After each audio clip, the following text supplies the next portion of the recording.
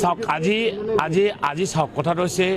BJP চৰকাৰে যিটো কাম কৰি আছে মুছলমানৰ বিৰুদ্ধে অমানৱীয় একদম মানে ধিক্কাৰৰ যোগ্য গৰিহণাৰ যোগ্য পৃথিৱীত তেনেকুৱা কোনো চৰকাৰে আজিলৈ কোনো এটা জাতিক টাৰ্গেট কৰি এনেকুৱা উচ্ছেদ কৰা নাছিলে আৰু এই উচ্ছেদৰ কাৰণে মানে বিজেপি চৰকাৰক গৰিহণা দিছোঁ ইয়াক মানে এটা হিটলাৰী শাসন চলাই আছে হিমন্ত বিশ্ব শৰ্মা ডাঙৰীয়া গতিকে তেখেতক মানে নৈতিক অধিকাৰ নাই তেখেতে মানে ক্ষমতা থকাৰ কাৰণে যি দেশত নাগৰিকক ওপৰত অত্যাচাৰ কৰে সেই দেশৰ মানে প্ৰজা অত্যাচাৰিত হৈছে গতিকে ৰজাৰ কোনো মানে নৈতিক দায়িত্ব থাকিব নালাগে আজি ইয়াৰ মূল কাৰণটো চাওক বিজেপি অত্যাচাৰ কৰি আছে বিজেপি আমাক ইভিকশ্যন কৰিছে ইয়াৰ লগে লগে এটা কথা ক'ব লাগিব যি